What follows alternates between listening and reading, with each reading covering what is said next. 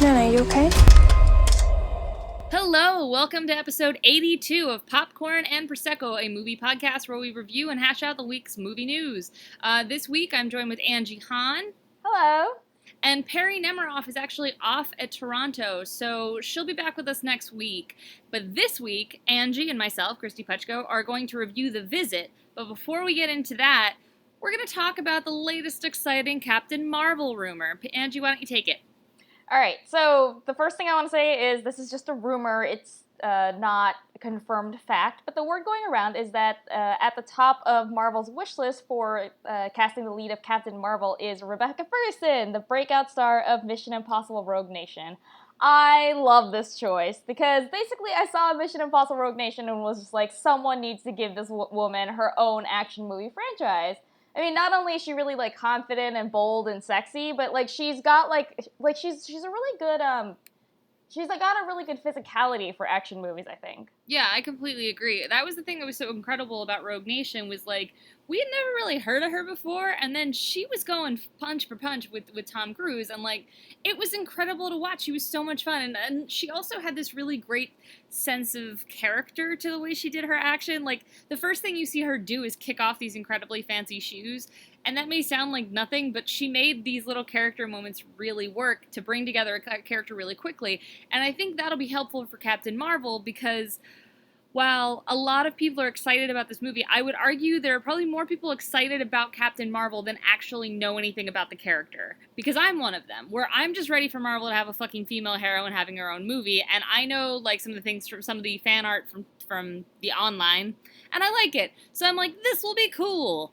But yeah, beyond that, I don't know a lot about Captain Marvel, which I kind of excited about because that's actually how I'm introduced to most superheroes is through their movies. So I like the idea of giving it to somebody who I think could do something really interesting with it. Yeah, I think you're absolutely right that a lot of people are more excited about the idea of Captain Marvel than really know a lot about her. But from what I understand, she's just kind of got like this, she's kind of like got a big personality. She's a complicated person. She's also a decorated military veteran or something, so I know. I'm giving away that I don't actually know that much about her. Oops. She does the militaries. Right. I mean, the to give you some idea of the kind of person that, you know, fans want, the kind of person that the character is, some of the more popular fan casting picks have been like Emily Blunt and Katie Sackhoff for, you know, Edge of Tomorrow and Battlestar Galactica, respectively. And while I think they're both good choices, first of all, I don't think Emily Blunt really needs a Marvel superhero movie at this point if she doesn't want one. Well, remember, she was actually up for Black Widow at one point, but I don't know if it's known if she said no or if it's just that they were like, we're going with Scarlett Johansson. It's not clear. I mean, I'd be very happy for her to do it. Like, I would be fucking thrilled if Emily Blunt got it. But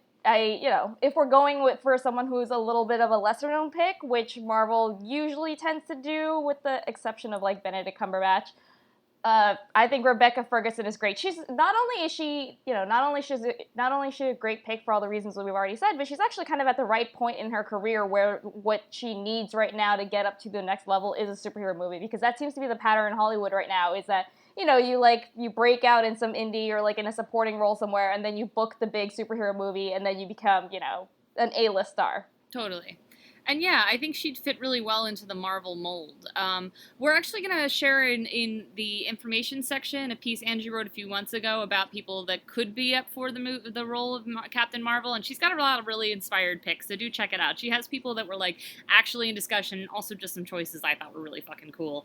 And, you know, it bums me out. I actually did this interview recently with a comic book writer, and she was talking about how, like, the problem we've discussed a lot with Black Widow and the burden of representation is that we just need a bunch more female superhero movies. So, like, when I look at your list, Angie, I'm like, yeah, any of these would be amazing in that part. And then I just get mad because I'm like, why don't we just have more female superheroes? Like, why do I have to pick between, like, 15 really great fucking actresses for one goddamn movie? Yeah, I agree. I mean, every time Marvel needs to cast yet another 30-something white guy, it's starting to feel like we're fucking running out. They're like, for Doctor Strange, they're like, oh fuck, I don't know, just call Benedict Cumberbatch or something. I'm not saying I don't like Benedict Cumberbatch or that he's gonna be bad in the role. It's just funny. It was funny because at one point I was doing an interview with Kobe Smulders and Guy Pearce for this little movie they did called Results. And I said, well, you guys are both in the Marvel Universe. And they both started laughing. And they were just like, honestly, give it like 5 years and everyone's going to be in the Marvel Universe. They joked that like SAG is entirely funded by Marvel at this point. Like, it does kind of feel like it. Like sometimes, there's this dumb game I play with myself when I watch movies sometimes where I try to count how many Marvel people are in it. And like, the more movies come out, the easier and easier this game gets because like half of the actors you've heard of have been in one of them. Maybe my next list for Pajiba should just be actors that haven't been in a Marvel movie yet. It would actually be kind of stupid hard to do at this point. It wouldn't be that hard necessarily because what you would have to do is find out who's in the DC movies and just start listing those people. There you go. So we don't know how accurate it is that Rebecca's actually being eyed for this, but we're both in favor. Yeah, absolutely. And, you know, if anyone is listening that can actually do something about it, yes, please also cast all the other people that we, you know, have talked about, or please also cast all the other people that we would like to see in Captain Marvel in other female superhero roles. You know, I'm genuinely afraid this is going to go to, like, Amber Heard, and then I'm just going to have to scream for 1,000 hours. You mean like when Gal Gadot got cast in Wonder Woman and people kind of were like, But the thing is, I at least like Gal Gadot a lot in Furious 5, because, like, I didn't really pay attention to, I think she's introduced in Furious 4. It's not that I didn't like her or that I don't think she's going to do a good job. Honestly, like, I like her in the Furious movies, and I haven't seen enough of her outside of them to have really any good idea of what she's capable of. So, you know, if they picked her, then fair. I'm sure they had a good reason for it. But I think that it was... anytime you're casting such a high-profile role, there's going to be a lot of opinions about who should get that role, and she was someone that I don't think anyone had really thought of. And then on top of that, you know, I think the fact that she is the first female superhero, once again, with the burden of representation, it made it more significant that it was her that got the role, and then people started, like, freaking out and being like, did she just get cast because she was pretty? Oh, she's too skinny to be Wonder Woman. It was a whole thing where, again, if we had more female superheroes, it wouldn't have to be like, oh, you know, they screwed up Wonder Woman and now women in superhero movies are just, it's horrible forever, you know? It's never gonna work ever again. Yeah. So yeah, speaking of things never working ever again, we're gonna move on. I don't know. A+ transition. We're gonna move on to The Visit, which my transition on that is actually not because The Visit is a bad movie, but just because it's directed by M. Night Shyamalan, and he, goddamn, man. Like, I mean, for those that don't remember, which I guess everyone does because it wasn't that long ago he became a big joke. I mean, he did The Sixth Sense, he did Unbreakable, he did Signs, he was a big deal. Everybody was like, he's the next Spielberg, he does these incredible, fun movies, and then he did, like, Lady in the Water, and then the fucking nonsense garbage piece that was Avatar: The Last Airbender, which drives me so crazy. That show is so good, and that movie is just, it is just goddamn Ambien for your eyes. He also did The Happening in between and After Earth. And After I just want to say something about M. Night. His name to. They were like, they never advertised it as like M. Night Shyamalan's. They were just like, hey, Will Smith, don't pay attention to the director. Well, I want to talk about that because one thing I very vividly remember about M. Night Shyamalan when he was at his worst was that he had produced this movie called Devil, a horror movie. He didn't direct it, but I was in the theater, the trailer came up, and then it said, you know, produced by M. Night Shyamalan, and this theater full of people, they're not even, like, film nerds. It was just, like, a general audience. They all started laughing. And, like, up until that point, they were, like, fine with the trailer, and then everyone just started giggling, and it was just, like, I think the people, when they decided to leave him off of After Earth, were just, like, you were hearing happening everywhere, because that happened when I don't remember what movie I saw, but the same thing happened when I went to the movies and Devil came on. It was not the same screening as Angie. I don't even remember what the fucking movie was. I don't think we even knew each other at that point. No, I don't think we did. And then, like, it was something on Twitter you kept seeing where people are like, hey, people are literally laughing at the Devil trailer when M. Night's name comes up. And I'm like, oh, that's hard. So now he has The Visit, which here's the synopsis for The Visit. A single mother finds that things in her family's life go very wrong after her 2 young children visit their grandparents. I'm going to pull a Perry and point out that synopsis is completely incorrect. It makes it sound like the single mother is a protagonist when in fact she is barely in the movie. Yeah, it's Kathryn Hahn, and we're always happy when she's in things because she's lovely. But most of the movie she spends on Skype, like talking to her children from a distance. Because the premise is essentially... This woman has long been estranged from her parents, actually the extent of her children's lives, and now they've gotten back in touch. They're very sorry for how the falling out happened, and they want to reconnect. So she's reluctant to reconnect with them personally, but decides that she shouldn't rob her grandchildren of having grandparents, so she decides to send them for a week to stay with their grandparents. And the kids very quickly start realizing their grandparents are really weird. And it's kind of wonderful because a lot of it gets written off initially as just like old people are weird. And I've actually seen some people criticizing like the ageism of the movie already, but here's the thing. It's told from the perspective of kids, and there's a lot of stuff about being older that kids just don't get, and the movie embraces that and runs with it. So what's funny as an adult is watching this and being on this thing of being like, I remember being very confused by older people things, and also it's hilarious the degree at which these kids are able to convince themselves that maybe nothing's really wrong. I don't know. I kind of see the argument about ageism. Like, it does kind of, it does kind of present things that, there are some things that are happening to these people that are clearly really weird and fucked up. There are also other things that are not really that weird and fucked up, and, you know, if you're just an old person, it's a thing that might happen. You know, it's a thing that might just be a fact of your life. And the movie definitely treats it with this just like, oh, isn't that gross and weird? And, like, I get that it's from the perspective of the kids who would perhaps see it that way, but I don't think the movie really offers any reason not to just buy into the kid's perspective and see it as gross and weird. It's like the difference between when you have a movie, you know, where, like, there's a character who's, like, homophobic or something, but the movie, like, you know, presents that viewpoint as, you know, the default or the agreed-upon viewpoint, or a movie that has a character that's homophobic, but then the movie keeps showing you that he's wrong, or something like that. I see that. I see what you're saying. For me, I think the movie undercuts the ageist argument by basically, like, the audience I saw it with realized the kids were over-explaining themselves to make themselves feel safe to a degree that was ridiculous. So the kids do look ridiculous. And I like that about the movie, where I felt I was relating to the kids but also laughing at them, to be perfectly frank. The kids are Becca and Tyler. Becca, I think, is like 13. Tyler's a little younger. She's kind of shy. No, I think she's 15 and he's 13. Oh, you're right. In any case, they're in that age range. Yeah, and so she's, what I didn't realize watching the trailers is this is a found footage movie where Becca is shooting a documentary about this visit because she wants to do her own kind of like documentary about family healing and things like that. And I like that as a narrative drive, and it actually made a lot of sense to me because a thing we've talked a lot about on this show is when found footage movies break the suspension of disbelief on why the fuck would you be carrying a camera at this point. Like, a lot of times when your character should just be fucking running, they're still keeping things in frame. And what I liked about this is it created the sense that the cameras are a safety blanket for the kids. Like, the kids seem to think that if they're behind the camera, if they have control of the camera, then even in these crazy scenarios, they're gaining some sort of power and control over the situation. So it made sense to me the whole time why the camera was rolling when it was rolling. Yeah, I'd agree with that. It did a much better job than most found footage movies. I mean, first of all, just the premise of this is a documentary justifies a lot of the times that the camera is running, which most found footage movies don't. It'll just be like, oh, I got a new camcorder. Let's just start filming every single thing we do. Yeah.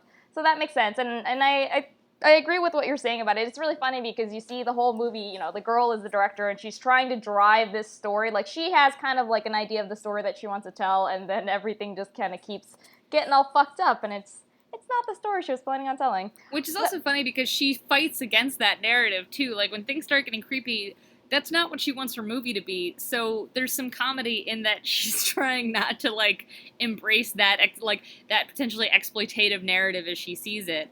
I also want to talk about the two kids who I thought were fantastic. They're two actors I don't think I've ever seen in anything. You know, the girl and if you're new to the show, we around here are not particularly fond of precocious, cutesy kids, so this is high praise for these two. Yeah, especially the younger brother, because the younger brother is, you know, he's like the bratty younger brother. His hobby is that he likes to rap, and he comes up with these terrible raps all the time, and he's just always performing them, and it like, on paper, I hate this character so much. He sounds obnoxious and horrible and annoying, but it's a credit to the writing and also to the actor's performance that even though you see how he's an annoying little shit, you still kind of like him. Yeah. And you enjoy him. Because, like, he starts referring to himself as T-Diamond Stylist, and I was like, this is gonna get old. And then, remarkably, I like, don't get me wrong, the rap shit, like, wore on me, and I was just like, I'm too old for this. But I had fun with his character, especially because another really smart part about the writing in this movie and the devices they use, because they wanted to keep it family-friendly, things where kids today would normally curse, and where kids in the 80s just did curse because we weren't so freaked out by MPAA standards then, he decides that it's more creative for him as an artist and a rap artist to use female pop star names as curse words, which was really funny. Like, he falls and goes, "Oh, Shakira," and like, or like, my favorite was at one point, I think it was that he was scared of something and he yells Sarah McLachlan, which like made me like howl with laughter. And I just thought that was actually a really clever way to play with this, so that they could do what they need to do technically to make this movie appropriate for all ages, or most ages, but also stay true to a character who's gonna swear because he's 13. Yeah, I think a lot of what worked about the kids was, and what really also helps the found footage idea, is that they feel like real kids. Like, I think one of the reasons I wasn't completely just, like, turned off by that little boy was because he was bratty, but in a way that made sense to me that, like, yeah, okay, that is kind of what a 13-year-old boy would be bratty like. Like, the girl is, like, very pretentious and has, like, very high-minded ideas about her fancy documentary, and it's, you know, it could be, like, overly precocious and cute, but the movie kind of, it treats it with the appropriate amount of seriousness, which is that, you know, it understands that she's trying, but also that she sounds kind of like a ridiculous person. Another thing I liked about it is that because it's M. Night and he has come up with such stupid fucking twists in the past, you genuinely don't know how this movie's gonna end. Because, like, it's just, like, there's, like, they tease things where, like, the grandma starts talking about, like, aliens or something, and then the grandfather tells some weird fucking story, and there's all these things where you're like, he had a movie where trees were murdering people, so, like, literally anything could happen. And for me, that kind of added to the environment. And I think it's a real crowd-pleasing film. It's not a great film. I was explaining this to people that it's called a horror comedy, and that's accurate. But it's not like Shaun of the Dead or, you know, Tucker and Dale or something. It's not for adults. It is like the Gremlins. It is devotedly the kind of movie you show like a 12-year-old to kind of intro them into horror. And having said that, as an adult who was not there with kids but with a bunch of adults, it was really fun. I think the tension works really well. I think it's nicely silly. It didn't scare me in the long term, but I have to admit, when the trailers come on TV and I see Deanna Dunnigan, who plays Nana, like, crawling up behind them underneath the house, it's still upsetting to me. Oh, she was fantastic. You could tell that actress was just, like, having so much fucking fun with the role, and I enjoyed that. I did not like the movie as much as you did. I mean, I've listed all the things that I liked about it, but it's not like there's any specific, like, oh, you know, if only they had changed this, then I would have loved it. It's just, to me, it just kind of felt like it's a movie that I sat through, and there was a lot of, like, okay, I'm watching this, I'm sitting through this, there's some tension, there's not that much tension, there's some comedy, there's not that much comedy, oh, that's the payoff, oh, okay, that was fine. Like, that's basically how I felt about it. Well, you also I do think that part of the reason that I felt, I do wonder if the part of the reason for the differences between our opinions is that you saw it earlier than I did, and I think that at the point that you saw it, you can tell me if I'm wrong, but it seemed like people hadn't really talked about it that much yet. By the time I saw it, I already heard from so many people, like, oh, this is M. Night's comeback film. Like, it's surprisingly good. It's actually really fun. And I think by the time I saw it, it was a little overhyped, and at the same time, I wonder if the people who saw it earlier liked it more than they would have if it was by another director, because they were expecting something really terrible, just because M. Night. Yeah, I think that's totally fair, because I saw it, like, I think at this point, like, 3 weeks ago or something, and I wrote my review right away, because I was actually really surprised, and then I found out that a lot of people were coming on the same side of this, but, like, my review for Spinoff, I actually titled it M. Night Shyamalan's Road to Redemption Begins with the Visit, because I think people overselling this redemption arc of, like, oh, it's showing that he always was a good filmmaker, like, is not helpful. I think, one, it's going to make people think, like, have too high standards for this movie, where it's a fun movie, but it's not great. There's a reason it's not really a summer movie, and it's coming in this weird pocket where there's not much out. Like, it's a good movie for this time of year where you're like, no, let's get that a shot. About right. Like, it's not bad enough that it has to be buried in, like, the last weekend of August, but if you had released it in the summer or even in the fall when there's, like, you know, the crush of prestige pictures coming out, it would have just gotten buried. Yeah, and that's the thing. I think it's fun. I think it is a step back in the right direction for him. It's not ponderous. It's nice and short. It knows what it's doing. And it's a lot lighter. There's none of that, like, because one of the things that I think started to drag his films down was just how heavy they had to feel, and just, like, there was all this symbolic weight, and, like, the Totally. twist had to be completely mind-blowing, and like I think all these things started to trip him up, and this is a much lighter, funnier film than I think we are used to seeing from him. Yeah, exactly. I don't think it's like, I'm already seeing pieces that are like, you know, like he always was a great filmmaker. Like, no, not always. He has had some serious missteps. Like, let us never forget freaking Airbender. But like this, I thought was fun. I think if like, you know, if your kids are in middle school, I think they'd really enjoy this. If they're a little older, this might seem a little beneath them. But like I had a really good time with it. I'm interested to see what he does next because of this. But, you know, yeah, I think managing your expectations, like, it's not, it wouldn't even make my top, like, 30 of the year, probably. But I liked it. I thought it was fun. And I kind of just want to stop there with it because I do feel bad, Angie. I feel like, because, and I don't think I oversold it to you, but I think enough people saying. You, like, it wasn't like, oh, if I only had heard from, one person, Yeah. oh, it's pretty good, that'd be one thing. But I had started to hear this, like, increasing hum of, built. like, oh, this is good. This is his comeback. It's gonna do it for him.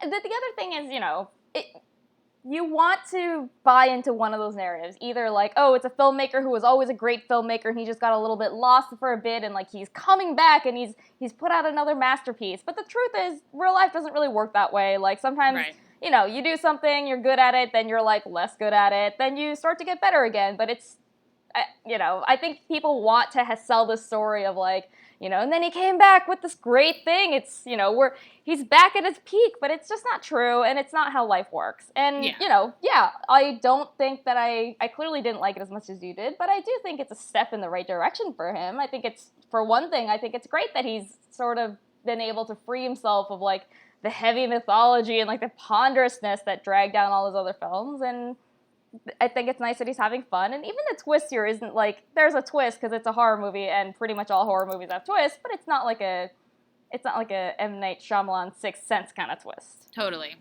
Yeah. It was funny because he was on the Today Show and they said, oh, in this movie, does it have a twist? And he didn't want to respond to that at all, and I don't blame him because even twists have become a joke as far as he's concerned. But I think this one plays well. I like it. And yeah, so I think, you know, if this sounds appealing to you, this is the movie you should see this weekend. We actually wanted to review, and I'm only going to mention this because we are going to review it in an upcoming episode. We wanted to review Goodnight Mommy, but we refused to do it until Perry can review it with us. So that one's going to be a little delayed, but yeah, guys, look out for our Goodnight Mommy review because you want to talk horror. I'm changing the pronunciation of the word horror because that's how scary Goodnight Mommy is. When you said that, I was just like, that is one of those words that's kind of hard to say correctly, like in 30 Rock, that running joke about the rural juror. Horror. But anyway, clearly we run out of things to say. Yeah, so that's this week's episode. You guys can find us. Our audio podcast is on iTunes. We will also still be posting it on YouTube. We have our info at popcornprosecco.com. We're at popcornprosecco on Twitter. And yeah, Angie, you want to do your plug? Yeah, you can find me on Twitter at AJHAN, and I write for slashfilm.com. And I'm at Kristy Puchko on Twitter, and you can find my career highlights at decadentcriminals.com because I write all over the web. Perry is at P. Nemiroff, and she writes for Collider, and she'll be covering TIFF, so be sure to check that out. And that's everything from us this week, guys. Have a good one. Gonna get you.